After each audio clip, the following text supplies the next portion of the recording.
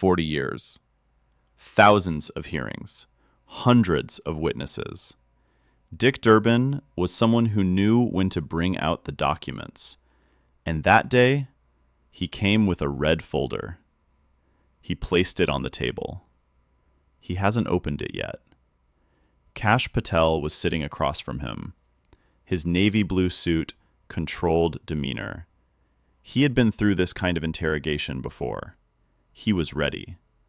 But his hands were pressing against the table, with whitening joints. I noticed that detail.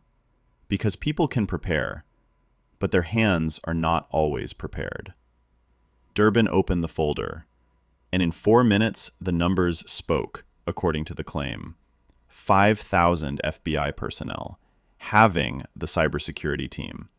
45% of field agents being reassigned, reducing the 18-week training to 8 weeks, and an unsigned memorandum.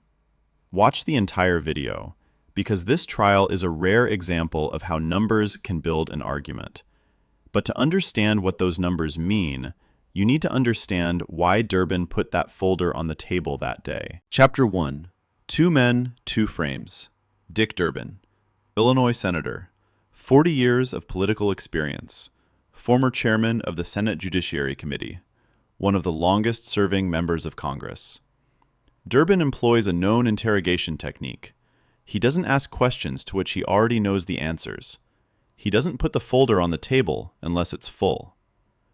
Kash Patel, FBI Director. He is someone who systematically criticized the FBI in a book he wrote before taking office. Then he became the head of the same institution. This contradiction became the starting point of every Democratic member's inquiry strategy. Durbin started with this contradiction. Director Patel, you came to this position with a very specific mission. A mission you defined in the book you wrote. He removed the book for the cameras. You found the FBI corrupt. You said it should be abolished. You wrote that government officials were gangsters. Now you are running that institution. He stopped. Let's talk about how you manage this institution. Section 2. The number 5,000. Durbin opened the red folder. How many FBI employees have been removed, forced to retire, or fired since January 20? Patel paused for a moment. I don't have the exact numbers, but standard personnel transitions. I have them. Durbin's voice cut off. According to information obtained from multiple sources within the FBI who contacted my office out of fear of retaliation, approximately 5,000 FBI employees have been suspended, forcibly retired, or terminated in less than 6 months since you took office. Silence. 5,000 people, Director, he continued. He pulled a document from the folder.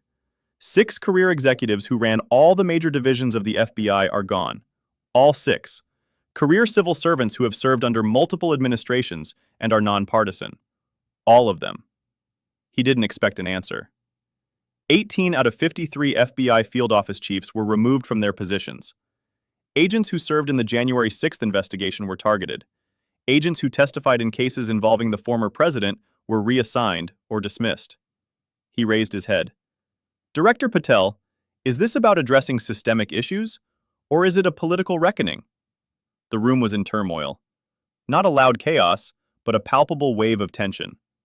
Patel's lawyers leaned forward. Patel dismissed them.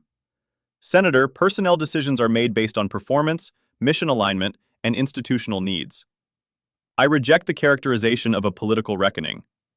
Then let's talk about specific performance. Section 3. Legal claim and polygraph test. Durbin turned to another page. Former FBI Deputy Director Brian Driscoll filed a lawsuit last week. In that lawsuit, he claims under oath, Director Patel told him to reassign agents working on Trump-related cases, and he stated that his ability to continue in this role was contingent upon it. Patel stiffened. I will not comment on ongoing cases. You will not comment. Durbin's voice was icy cold. A senior FBI official with decades of experience is accusing you under oath of demanding political loyalty, and you won't comment. He leaned forward. Well, let's talk about the polygraph application for career officials. What were the questions asked in these tests, Director Patel? Patel did not answer. Durbin continued. According to information reaching our office, among these questions were whether they made negative comments about Director Patel, whether they supported the previous administration, personal political views. Patel's face turned red. These polygraph applications are standard security protocols. Standard? Durbin laughed. It wasn't a real smile, a sharp, bitter voice. Let me tell you this.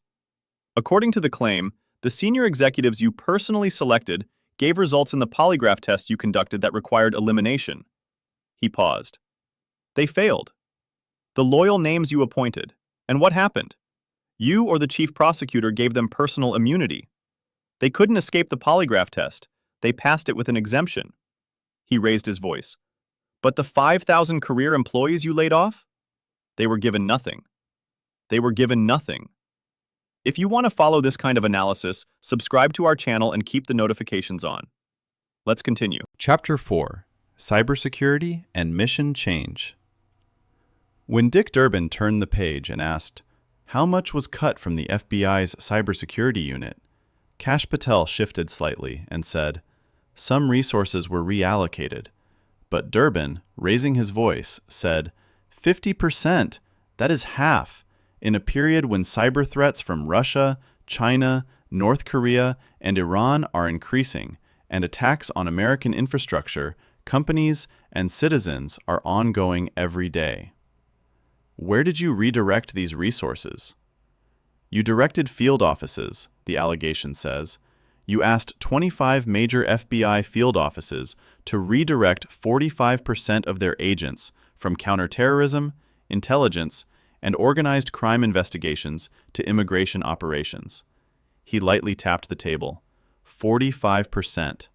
From national security threats, field agents, and FBI training. The new agent training period at Quantico has been reduced from 18 weeks to 8 weeks. The requirement for a university degree has been dropped.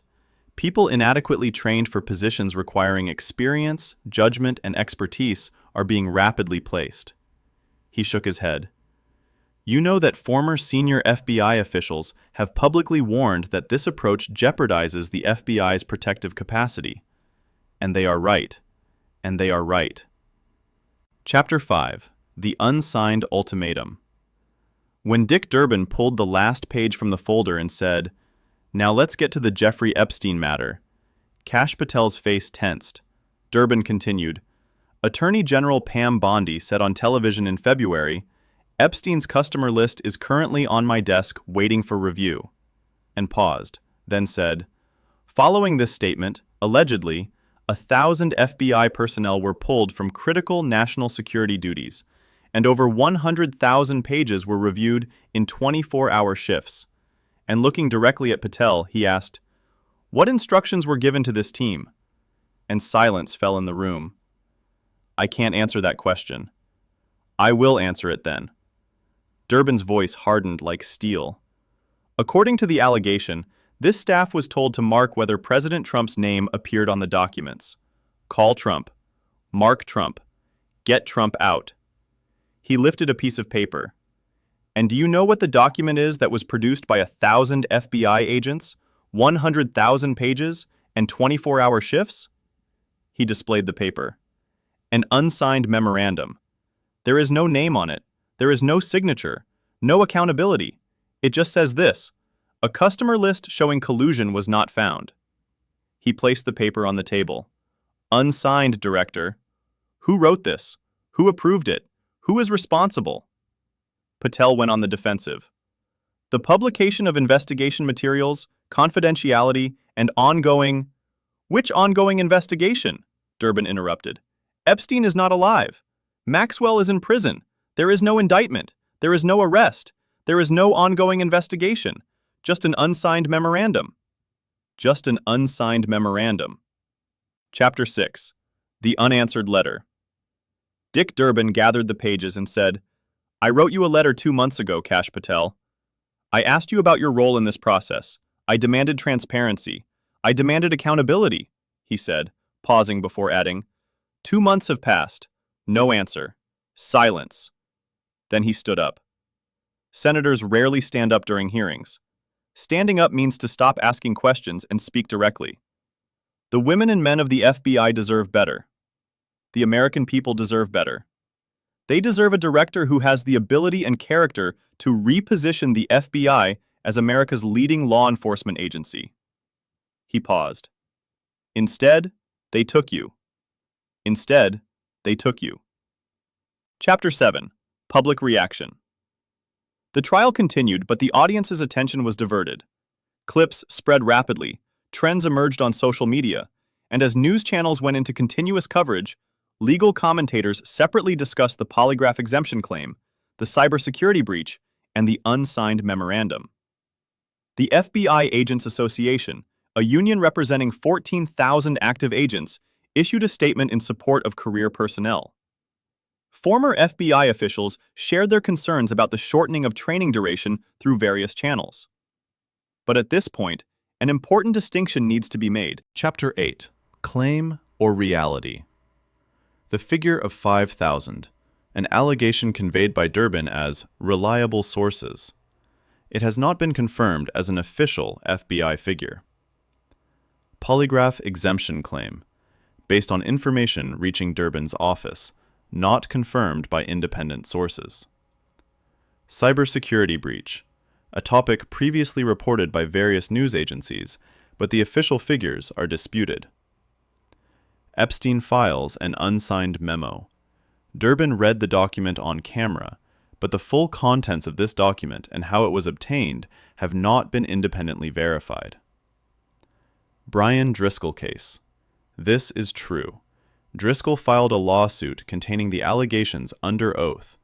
The case is ongoing, and the allegations have not yet gone through the legal process.